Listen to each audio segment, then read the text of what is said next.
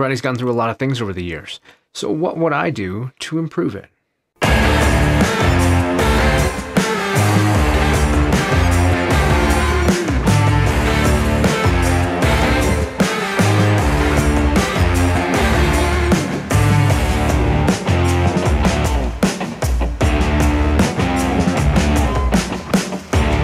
Hey, what's up? I'm Ken, this is kenfuTV, and each week I release videos in the martial arts, philosophy, technique, training, that sort of thing. If that's the kind of thing you're into, I hope you stick around, I hope you subscribe. If you like this video, if it has value for you, I hope you go hit that like button, and while you're down there, leave a comment. Let me know where you're from or who you are. Maybe join in the conversation that's happening down there. This show has 3 segments, and because of that, it can be kind of long. So in the description, there are chapter markers so you can jump to the part that you're interested in. But before we do all that, I recently had an awesome opportunity to chat with Sue and Greg of the Conversations on Karate podcast. It was kind of surreal to do it because I really love this podcast and have listened to it for a long time. It's one of my favorite karate podcasts. And in fact, I think one of my early episodes, like episode 7, was even inspired by an interview that happened on that podcast and just something that stood out to me that I wanted to talk about. Earlier this week, they released the episode that we had, the conversation we had called Polishing a Mirror with kenfuTV.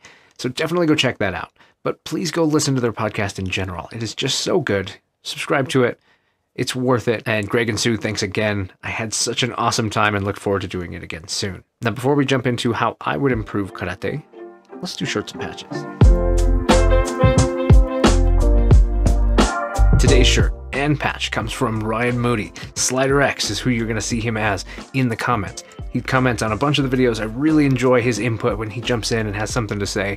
And I'm really excited to do this segment and represent what he's doing. If nothing else, just to say congratulations. Him and his wife are expecting. They're going to be having a baby. So make sure to drop in the comments and wish him well. Give him your best parenting tip. I don't know. They might already have kids. They might already have all the tips in the world. But just congratulate them. Send them some love. So first up, the Kombat Karate shirt. Now, he sent a letter as well. So I'm going to open this right now. I love that he's got kind of this general branding, this theme happening. And even he's got a seal that goes on the envelope. Way cool. Rip this open now. Side note, this is one of the knives that I designed. This is called the Suntukan. You'll see in here, this is my logo, Kishido Knife Works. So Kishido means Western warrior. That's certainly fits in where I am, but it also is what the word is used for in the American game of chess. It's the word that represents the knight, which is my last name. So that's kind of the direction I went with there. On the back, you see this Magnum Works logo, because Magnum Works is the one who actually built this for me. So I just designed this. It was a collaboration that we did, and this is what he came up with. The styling and everything, that was Matt. He did an amazing job. The name of it is the TRU Suntukan. TRU is the tactical, reliable, utility. Those were the 3 things that I wanted in a knife. Since we're talking combat, we'll talk a little bit about that. This one is called the Suntukan, based off of the methodology in which that it is deployed and exercised. So just a little quick side note, let's jump to Ryan's letter. Oh, this is awesome. All right, here we go. Hello, Mr. Ken. Here is my shirt and patch. It's a little different than some karate crests. When we first started our club, we did not wear uniforms, and our program looked more like a kickboxing class with heavy emphasis on focusment training and partner drills. When designing our program and logo, we wanted to find a way to make karate a little more appealing to people who otherwise may not be interested. Interesting. This ties into this episode way better than I expected. I realize that as martial artists, we develop a lingo that may be the norm for us, but completely foreign to the general public, which is who we are trying to bring through the door. The average person or parent do not understand terms like Shotokan and are just as unfamiliar with the ongoing list of organization acronyms. We decided on Combat Karate. By spelling combat with a K symbolizes that we are not necessarily traditional. The chevron stripes pointed downward are the icons meaning first class, because we still aim to give first class instruction. Also, combat symbolizing not sport. More recently, due to recent surge in popularity of karate with the Olympics and shows like Cobra Kai, my students have shown a strong desire to learn what they called old school karate. With COVID-19 around, not being able to have contact, we started doing kata and Shotokan basics, and have also started wearing uniforms on certain days of the week. And other days are casual, and we work more on freestyle basics and conditioning. Love that. Old school karate. Dig it. The patch was designed for the gi. So we should talk. There's a patch. So here we go. Boom. Patch was designed for the gi. Like the shirt, a little different than what you typically see, the KK, hey, your initials. Yeah. Perfect. This was meant for me, I'm just saying. Basically just a simplified logo abbreviation. The color gray, while in our club, adults receive gray belts instead of yellow or orange, reserved for children under 14. So gray was kind of adapted as our branding color. Sorry so long, enjoy the merch. Any questions, just ask. It's a pleasure. Thank you. Os. Ryan Mooney, Kombat Karate. At Kombat Karate. You gotta go check out his stuff. Super excited for this to join the wall. And you're right, initials, so that's super rad. What's funny is actually Ken Learns Kung Fu, KLK. That is my initials. That whole joke also stemmed from my middle name is Lee, so Shirley, Bruce Lee, right? Totally related if your middle name is the same as somebody's last name. It made sense when I was a kid. It was foolproof. Initials. Kombat Karate. Super excited. I love the way this shirt looks. This whole Kombat Karate, the way the font works, the way the chevrons are. Like, it just has this feeling, just makes you want to get up and just go hit some pads and work some stuff. I just love it. Patch, going on the wall, and let's jump into today's episode. Before I forget, because I forget every week, because I'm really bad at this, I guess. If you want to be featured on this channel, if you want to talk about your school, the things that you do, what's going on with your patch and the history and the lineage or whatever it is, be sure to send an email to shirtsandpatches@kenfu.tv. Can't wait to do it. I really enjoy this part where I get to talk about what you guys are doing, not what I'm doing. It's just been a really fun way for me to give back and get to represent the community that is jumping on with this. So thanks again. Let's go.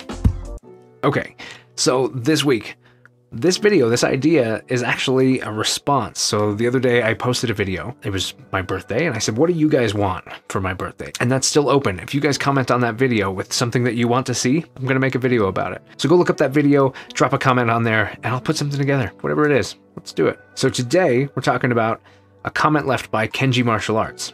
And Kenji says, if you're taking suggestions, I want to hear your opinion on what karate has to do to evolve, to ditch 3K formats, to survive in the modern world where it's competing against modern combat sports, and how to get people actually interested in it. This is such a fascinating question, one that's going to be really interesting to talk about. I get a sense of what Kenji Martial Arts is referring to, what they're possibly looking for to fix in karate or to improve. But first I want to define what it is. I think we have to define what it is, because whose karate are we improving? The thing that I love about karate and the thing that makes it difficult to operate some of this stuff is the fact that karate is different things to different people. Some people view karate as a sport. Some people do it for self-defense and self-improvement. Some people do it for the mental health aspects and the physical health aspects. Some people do it for the art and the tradition, and they really enjoy escaping out into that whole structure. Some people do it for passing on the history, and they enjoy kind of living a part of something else. There's a lot of different ways you can approach karate, and improving it to make it better in any one of those categories is going to make it worse in one of the other ones. So first, I think in order to improve karate, to have a new, refreshed, modern approach to karate, then we have to define what we want to improve. If we want to improve the sport element, well, I think that's happening. It depends on what you see as sport, because you already have things in the competition realm. Competition kata, competition kumite. I get the feeling from your message that type of kumite is not your jam, and so that's not what you want to see improve. But it does exist, and that's happening. It's making its way into the Olympics, so I think that's on a good track for itself to continue that way. In the more combat sport arena, then we have things like karate combat. Flip that. Really interesting new take on karate sparring, kind of hedging towards this mixed martial art mentality, but from a karate background specifically. I think that's going to generate some interesting exposure for it. Then you also have things like Kudo. When it comes to sparring and combat sports, Kudo is excellent and a great way to test the martial art. You've got people like Mal Sanchez-Jones who are going out and putting a lot of attention towards it, and steadily more people are getting to know about it and are becoming aware of it, and I think it will only continue to grow. So these are some great elements. If you want to see that improve, then that's the things that need to take place, is we've got to endorse and make sure people are aware of these so that they can be incorporated and built upon, and that when it comes to combat sports, receive proper funding and other things that allow them to be more available, more accessible, more well-known. I'm going to loop over to the mental health aspects and then come back to the self-defense side of things, because I think that the self-defense element is what Kenji Martial Arts is wanting to talk about. I could be wrong, and I hope that you jump in the comments and let me know if I am off base on what you're thinking about. But so when you look at the mental health aspects, if I'm honest, that's one of the most important parts to me. This is something I've been thinking a lot about here recently for different reasons. When I go at the dojo, walking in the door, taking a moment to actively give myself permission to be there and to train and to spend that time on me and to kind of shut the world out for a while. Spend time detached from all of the things, all of the stresses, all of the whatevers that are going on in my life, and just get to do that, get to move and explore the capabilities of my body and the capabilities of the martial arts. All of those things are so cool, and a way that you can apply this art to make your life better. They leave me feeling refreshed, just feeling awesome. They reset a bad day, they start off a good day. Like, it's just awesome. So if we want to improve that, then we need to actually put attention to it. We need to put attention to what it's capable of and explore it from that standpoint, and come to understand the things that detract from improving our mental health or improving our quality of life, the life-enhancing part of karate. Now for the big one, self-defense, self-protection, the practical karate. Kenji Martial Arts mentioned 3K karate and moving away from that, which is typically most spoken about by the practical karate crowd, who are working to actively correct some things that took place, where kata, kihon, and kumite, the 3Ks, split apart. And when they split apart, when we trained them individually, when we focused on kihon to become better at kihon, and then we did kata for the purposes of becoming good at kata, and then further yet, when we sparred and we did kumite, we were good at fighting each other. And that was the problem when it came to practical martial arts, was that it wasn't designed to fight each other and the things that we are good at. It was designed to be used against somebody who was not doing what you're doing. You go back far enough and there were elements of it that were warrior-like and part of the warrior culture. There were parts of it that were for self-protection and for the civilian and the civilian self-protection side of things. But as time went on and it watered down a bit, we got really good at sparring each other. Because of that, certain skills were lost and certain skills became not very well trained in sparring, because how do you work some of the techniques that karate provides and the methodologies that it provides if your sparring is at a long range and you're dueling? Both people are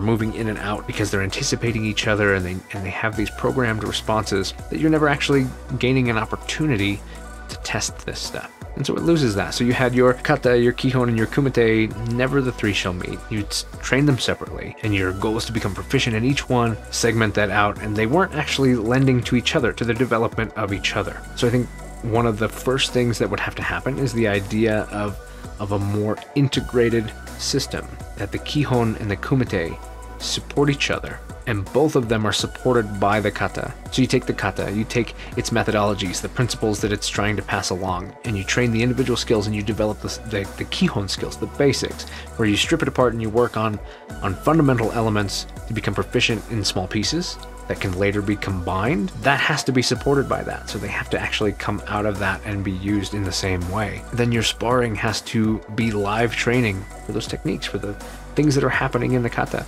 So your kihon needs to be expressed when you're sparring. Your kata needs to be expressed when you're sparring.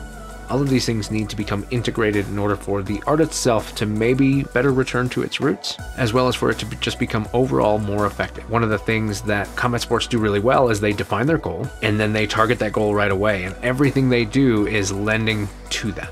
They're developing their conditioning to be able to withstand long bouts of doing what they're doing.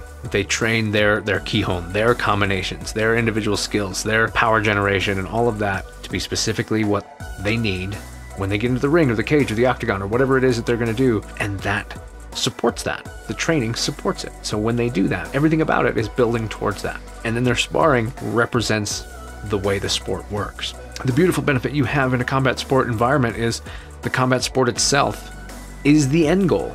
It's the training. You're training for that purpose. Because of that, you train to become successful at it. Everything that you do gets tested in exactly what it's for. We'll take a sidestep, jump over here for a second to discuss something that I think kind of illustrates this, which is look at firearms. In the sporting arena of firearms, your competitions where accuracy and speed are critical, and you're doing challenges and courses and things where you have to be able to hit certain things in a certain amount of time with certain levels of accuracy, then you can train to be very good at exactly that. And then when you go do it, you'll do exactly what you trained. But then you go look at training to be good at firearms for the purposes of having to protect yourself and protect others. And you can't do that, because you can't just bring people on the range and work through shooting them and how best to shoot them and then go get some more people because those people are dead now and you need to go shoot new people. It doesn't work that way. So your training is flawed. You have to build your skill with the idea of the goal, knowing that the actual training will be different. And then you have to incorporate things to overlap those, as Andy Allen would call them, those training scars, where maybe you're using simunition or things like that so that you can shoot at each other. You got protective gear and you've got firearms that are not going to kill you, so that you can practice that. But it's not the same firearm. It doesn't work exactly the same way. And there is an element of knowing that it will never be as bad as it would be if you had to do it. So each of those pieces have these training scars. Well, karate is the same way. If you train to be good at the sport of it, if we develop a really good combat sport, karate combat or kudo, or if you like the WKF stuff or whatever, then in order to become good at that, you train that. And when you spar that way, and you work that rule set and you develop those skills. If you're training for self-protection, then you have to train in ways that are safe for the people who are training with you. You have to overlap your training, because developing really strong body-crushing power is not something you do on your partner. You need to go hit something for that. So you have to do different things when you train with your partner. Your conditioning is different. Not terribly, but it is different. The way you practice and the way that you execute things and the types of things that you execute and the goals of why you're executing them the way you are very specific to something that you can't practice full out. You can't grab your partner and work through how to throw them on the ground and stomp their neck by actually stomping their neck. You have to do things that are different. So like the firearms, if I train to do something that uses the firearm but does not have those lethal consequences, then I can practice to be exactly good at exactly that. If I train to be prepared for a circumstance that I can't fully replicate, then my training has to match and overlap in ways that allow me to become better at the things that I'll have to do, so that I can think through and understand all the potential pitfalls, the potential stumbling blocks, and work through the potential answers that I might possibly need, the different scenarios, the different things, all of that stuff. Those are the things that I've got to do, so that if the real thing happens, if I'm in that situation, that I've already worked out as much as I can, and then I've trained in ways that allow me to fill in the gaps on the fly,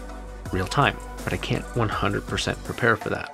You can't 100% prepare for the ring either, but you can pull up possibly Instagram videos and stuff of the guy you're going to be fighting and get to know what he fights like. That's not exactly something you get to do in a self-defense scenario. You can watch lots of videos of other people, but you're not watching that exact person doing the exact thing that you're going to be up against, because you don't know. And you don't know what headspace you're going to be in. Like, you go to fight in the ring and your headspace is there and you're already thinking it through, you're planning for it, you can block out the entire world, and you end up in a self-protection scenario. And now you have all these extra variables. We were working ukemi the other night, and the falling, right, to basically the learning how to be thrown so that you can practice throwing each other, because it's not actually good at teaching you how to fall. But a good example of that is if I did fall, but I threw my backpack on and I'm carrying my laptop, if I fall and do a nice big break fall and smash my laptop, that's a very expensive way to fall. So if I fall and I'm wearing my laptop, am I going to think that way? Or am I going to go, oh crap, how do I protect my laptop? And then I'm going to fall horribly because of this extenuating circumstance that I didn't train for. So that's a critical component, defining, do we want that to be better? The combat sports, I think we have a track for that. The mental health, I'm seeing a lot of really great things happening for that.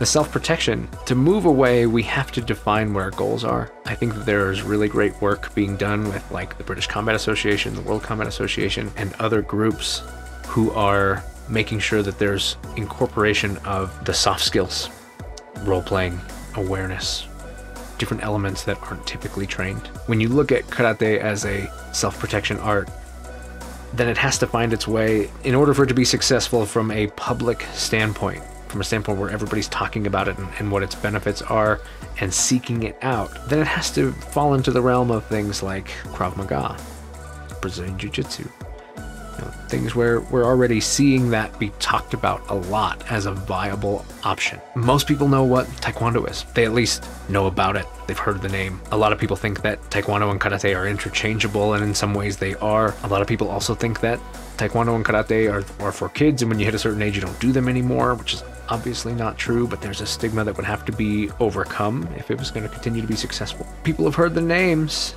they have an understanding of the values, and they seek it out, but they don't actually know what they're looking for. They don't know why they want Karate, they don't know why they want Taekwondo.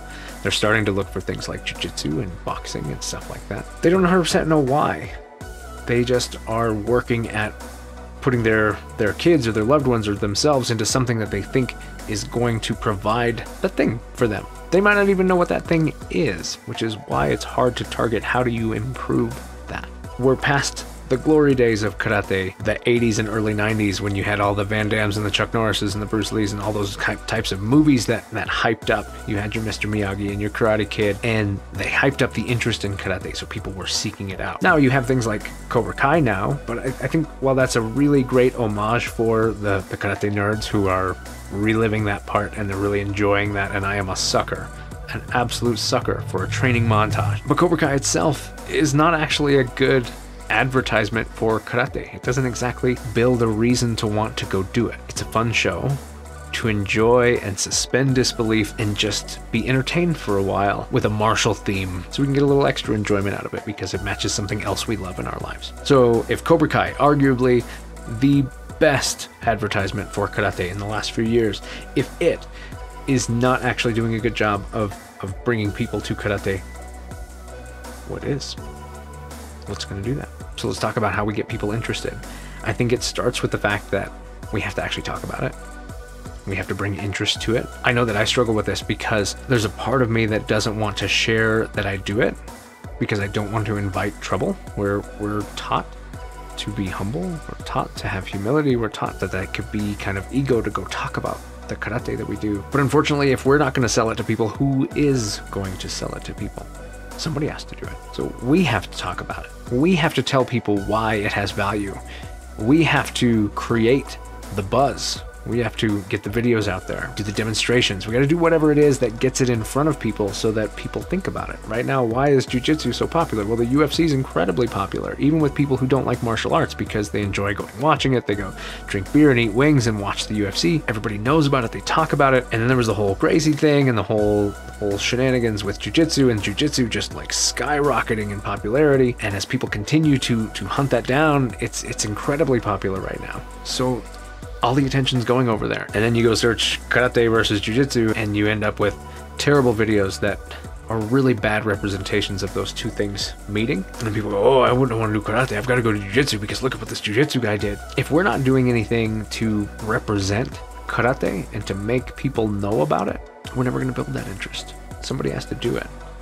It will not advertise itself. And if we advertise it poorly, if we get up and we talk about it in a way that glorifies the wrong parts of it, or we're too one-sided, we'll miss certain markets. If I'm very adamant about the protection area and the violence part of it, and the violence management, well, then the people who are looking for that mental health or whatever are not going to be interested.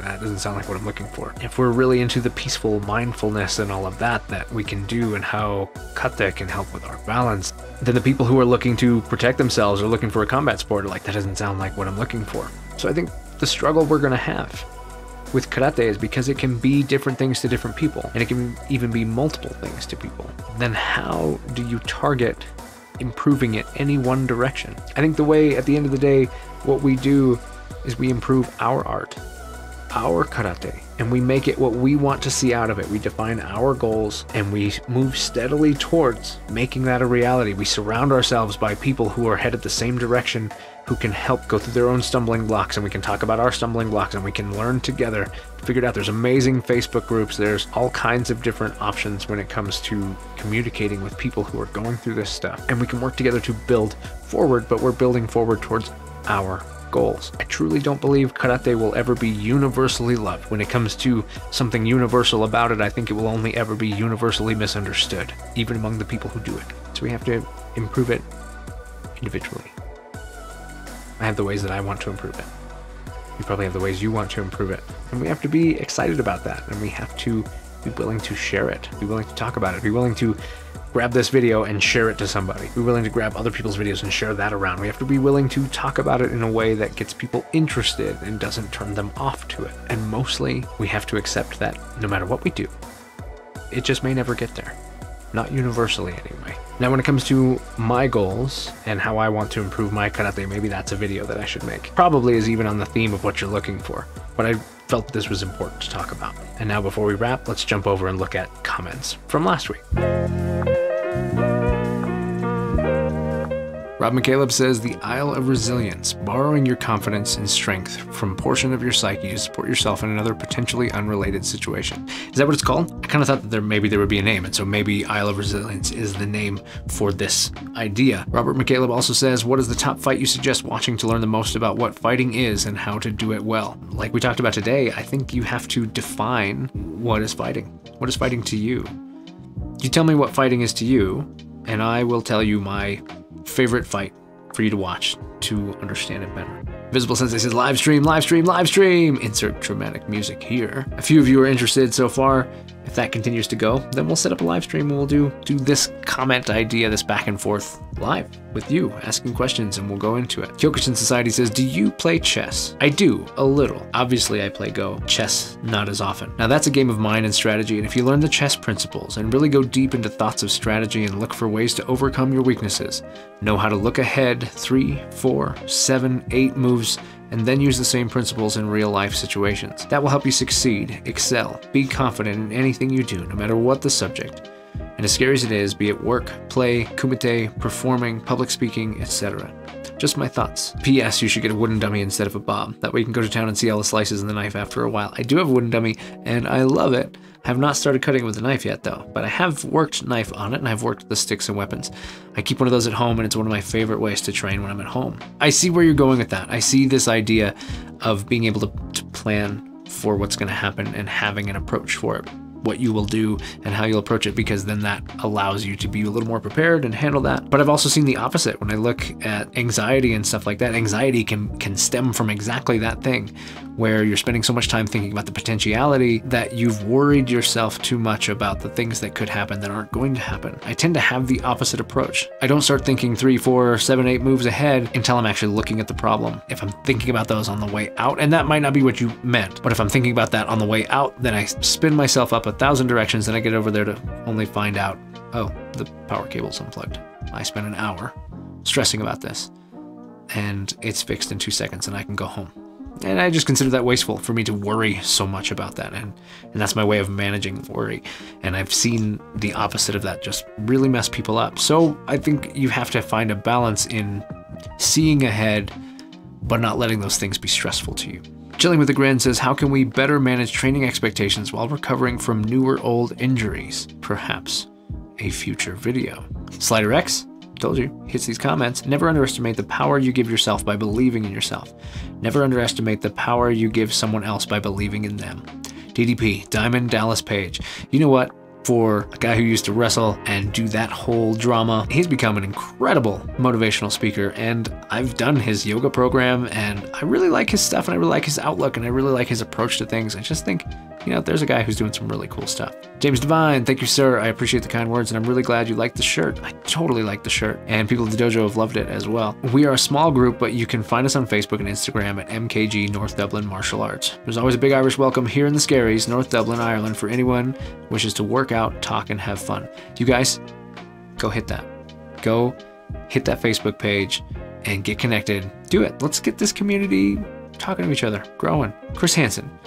I think it's important to have a system of how to navigate through the unknown. Someone down your path of life needs to explicitly show you how to persevere through the unknown, or you've picked it up through your parents and or your environment.